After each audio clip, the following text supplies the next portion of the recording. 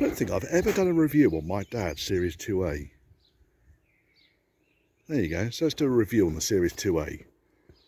As you can see, it's battle scarred, as a Series 2A should be. It's very much a working vehicle, as a Series 2A should be. The panels sort of line up, as a Series 2A should.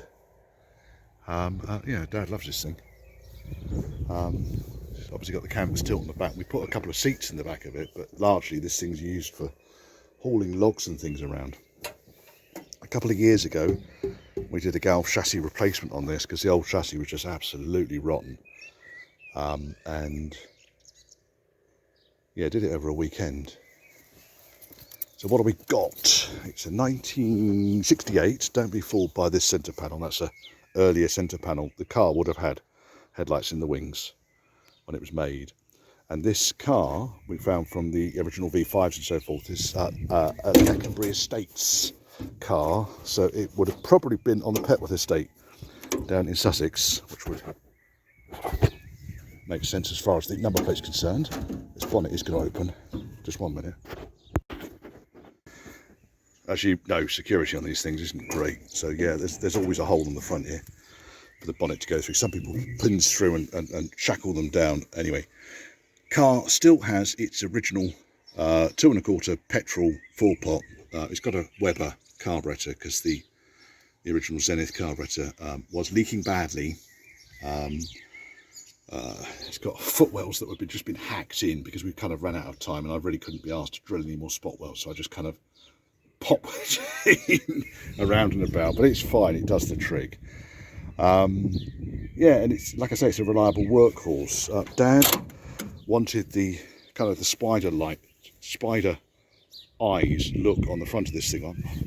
I'm not entirely in favour, but it's Dad's car. It's how he wants it. Oops, I'm going to get the bonnet down. There we go. It is a cab and tilt. You can take the cab off, you can take the roof off. The screen folds flat, you can take the door tops off, you can take the hoops off the back. And basically you end up with the whole thing at waist level, then becomes just an open top. So these things are very modular, so just because it's a cab and canvas, or cab and tilt as they call them, doesn't mean it can't be a full-length canvas, or even a van at some point, or even a station wagon at some point in the future. It is short wheelbase, so 88-inch wheelbase. There's me down there, look. Hello. And again, sort of fairly sort of utilitarian interiors. There was never any luxury items on these things. Huge steering wheel, no assistance on the steering whatsoever. I shall come in here. You've got some interesting features. So for instance, you can take out the centre seat and remove this cover and see what's going on down there with the gearbox. So which has got a leak, which I need to look at. So all the handbrake drum on the back, same as a lot of the Land Rover products of old, where they have transmission brake rather than handbrake going to the wheels. Cart sprung, and this one's got reasonably recent dampers on it as well. But the ride isn't what you would call sophisticated. The fuel tank is underneath the driver's seat, which is fine because the filler's on the outside. There. That's the wiper motor behind that box over there. Twin speed wipers on this. And you can tell this is a later car because it doesn't have the individual wiper motors up here on the ends of the spindles. So there is actually a wiper cable that goes along and feeds both of the wipers at the same time. The centre dash module is fairly standard throughout production. So from the very last of the Series 1s, right the way through to the beginning of the Series 3 production, the dash looked largely like that. Okay, there were some anomalies around them about the ignition switch and so forth. And this car also comes with a Smith's heater, period Smith's heater, which does actually work. And if you want to heat the footwells, you open these vents. And if you want the screen to remain completely misted up, you close those vents, and it does direct more of the air up through these channels here. Yeah, it doesn't really demist the windows at all. So it's kind of, it is a bouncy ride. Some days, when it's pleasant, you open up what I call the fart flaps. Now these are just ventilation flaps. As you can see, there are no bug screens on these things at all. I don't think there were originally. I think that these earlier cars, it's how they were. I don't recall ever seeing bug screens on this thing. But both of the fart flaps can be opened comfortably from the driver's seat. There we go. So if you can't see through the windscreen, you can look through periscope vents, aren't they? There you go. So there's that. There is a rear view mirror. Yes, it doesn't do anything other than just sit there. It does dip. Oh, look at that. But as you can see, it's wobbly and it's falling off the screen. All of the bright work, I'm going to say the word bright work, but all of this stuff is just galvanised. It's galvanised at the factory. Some people paint it, and I don't like that. I really don't like when they're painted. I think they just look cag. But that's my own personal viewpoint. I changed all of the door seals away from the reproduction standard versions to these kind of push-over Furflex things, because you can actually close the bloody door. So door, that's a Morris Minor pull down there. It didn't close. Of course it didn't fucking close. There, I did that time. And then you've got sliding windows. So these earlier cars, lock at the top here, stops the window sliding open, unlock it, window slides open. It don't get much more basic than that, does it? Of course there are gaps all the way around, and when it rains you get wet in here. There's nothing you can do about that. You've got a nice sliding window between the cab and the back end, which is quite useful. Both ends open, so you get good ventilation throughout the cabin. The seats do tilt forwards, and that's where your tools are down there, rather than in the driver's seat. So yeah, there's a starting handle and a couple of other bits and bobs. And yes, it's got seat belts fitted, because you had to.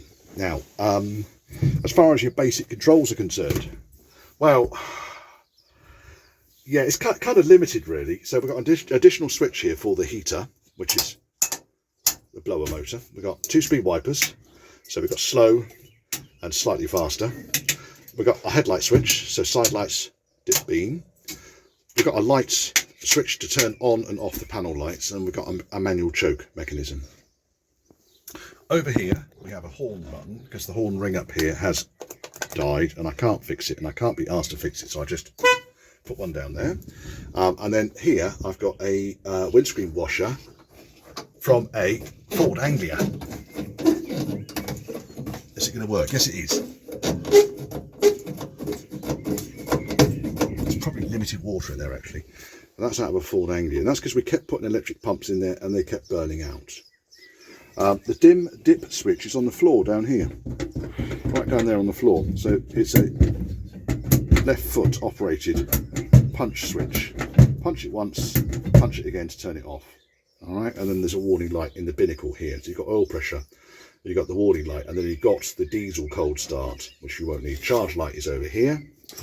Very, very simple water temperature gauge, which is a pathological liar, and a fuel gauge, which is also a pathological liar. Speedo varies in speed from like 0 miles an hour and 40 miles an hour, anything between 5 miles an hour and 25 miles an hour. So the needle waves around violently. I cleaned the cable, I fixed the gear in the back of the gearbox, it still does it. It's one of those things. And then basically you've just got a 4-speed gear stick, quite, you know, tight for Land Rover. And all this bollocks you get about people that tells you it's like stirring porridge in a bowl, it's bollocks, I'm afraid, folks. This thing's like a rifle bowl, it really is. And then you've got your high and low lever, which is the red lever. Red lever goes forwards and backwards. So you've got high range, neutral, low range. Okay? That's not going to go back in now, is it? Yes, it is in. And then the yellow plunger is for diff lock.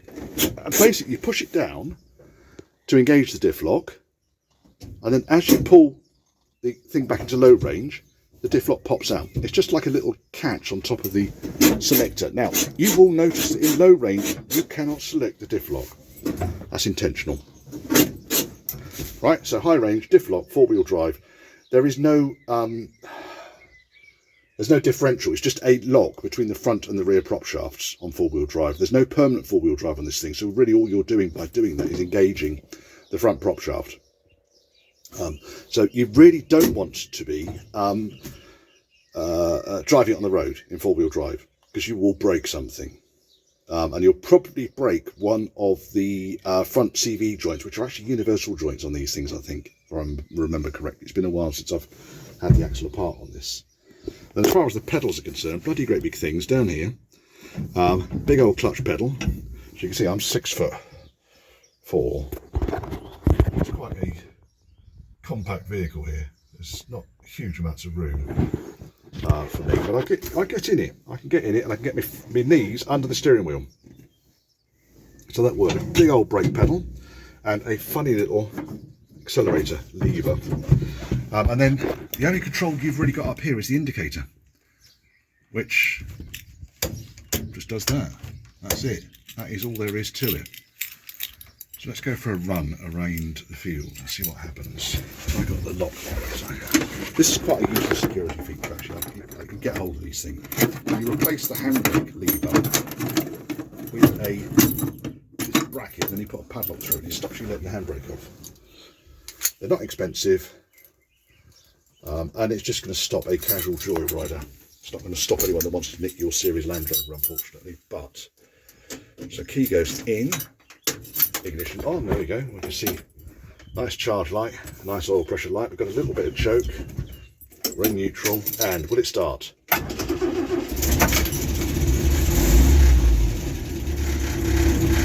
Yes, it will.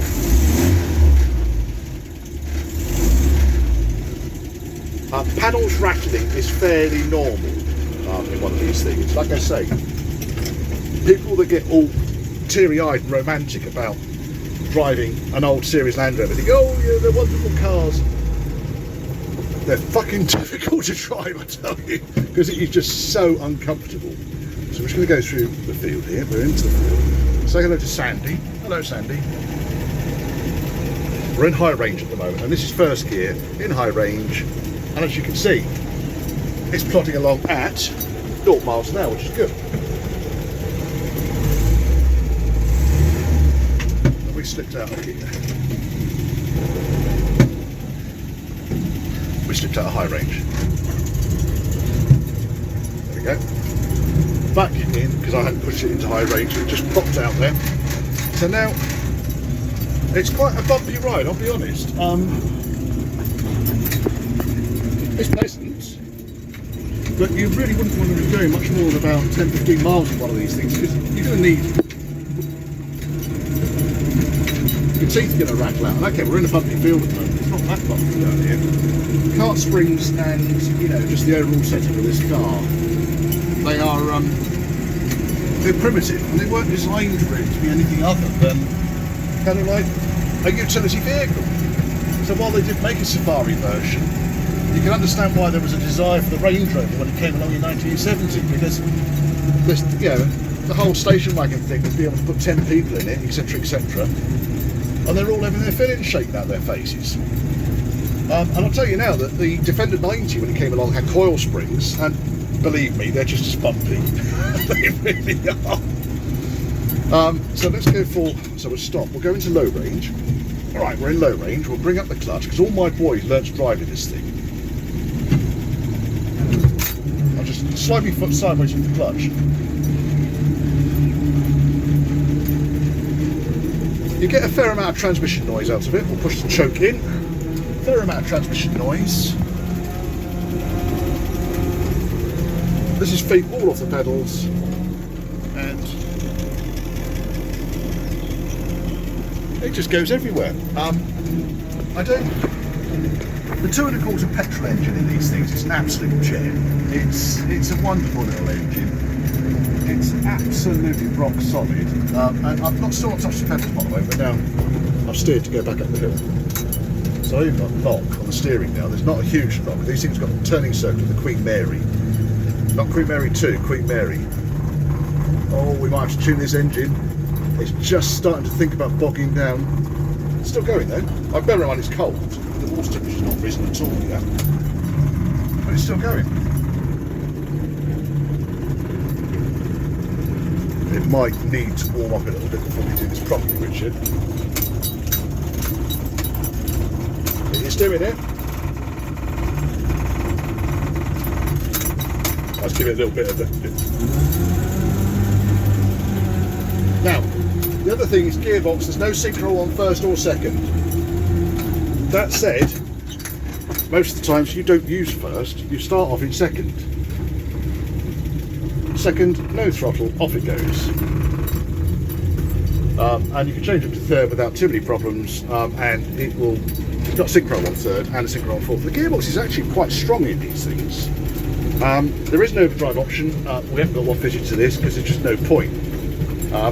As far as economy is concerned, yeah, there isn't any. As far as torque is concerned and power is concerned, sufficient. They're good. They're good little things. They really are. This thing will happily tow the top around this field, no problems at all. It's carried 1.5 tons of logs in the back, no problems at all. It does what it should do. It's exactly what it is. It is a Series 2A Land Rover, and the mechanicals of this thing really didn't change into the Series 3. Okay, the dash changed, but it wasn't until 1980, I think, the 5-bearing crank came out in the 2.25 petrol engine. And there within comes another of the great myths about the engine. People tell you they're fucking boat anchors because they've only got 3-bearing cranks. No. The block was shared with the diesel 2.25 engine, which was a fucking boat anchor. And I've upset someone now, you can tell. And the problem was that with the diesel, when they were worked hard, the 3-bearing crank wasn't strong enough. And so they often ended up being binned, or the engine just wore itself out. And then because of that, then it kind of like ends up in a scrap pile, and then someone comes along and thinks, oh, there's a 3-bearing Land Rover engine, I'll put a cylinder head on that and we'll run it as petrol. No, they're already fucked as diesel engines. When the 3-bearing crank runs as a petrol engine for all its life, they're bulletproof, absolutely bulletproof. You will not break them. They wear out, but you won't break them. And oodles and oodles and oodles of torque for a little 2.25 litre straight 4 engine. They're great, absolutely fantastic. But as you can see, the right is bumpy. Bumpy, bumpy, bumpy, bumpy, bumpy, bumpy, bumpy, bumpy, bumpy. I mean, this car will do 60 miles an hour. You'll need ear defenders and balls of steel. Steering is not accurate. It is accurate. No, the steering is accurate. I haven't touched the throttle in a while. Is it going to do this in second gear? Fuck it is, look at that. Second gear, crawling along in low range. So yeah, that is kind of it really on the Series 2A. Fabulous little motor car. And yeah, should you buy one? Absolutely. I think we'll go in the pub now. I hope you enjoyed that. It's fun. I just realised I'd never done one on the series, and I love this car. It's brilliant. I love Sandy too. Something nice about the basic utilitarian aspect of it. Does this compare to an L200? No, not even fucking close. L200 is way more comfortable and faster and more economical and everything. But if you liked it, give it a thumbs up. If you didn't and you got this far, there's something wrong with you. Give it a thumbs down. If you want to comment down below, it's down there somewhere. To do it on the computer, I'm afraid. If you want to contact me, Church House Classics, it's all one word, at gmail.com. And if you fancy supporting me, supporting the channel, buy me a pint because I've amused you, helped you, you just plain fancy supporting my efforts on this channel, then there's a PayPal me link thing scrolling down here. Anyway, that's about it really for today. If you're wondering what's on my shirt, by the way, probably all backwards, isn't it? There we are. Subscribe is the other thing I was going to say. Subscribe, because it helps the old algorithms. It does help me on YouTube, and it makes me appear further up search lists and shit like that. But anyway, subscribe, thumbs up, thumbs down, support the channel if you want to, comments down below, etc. Plenty more to come. Bye.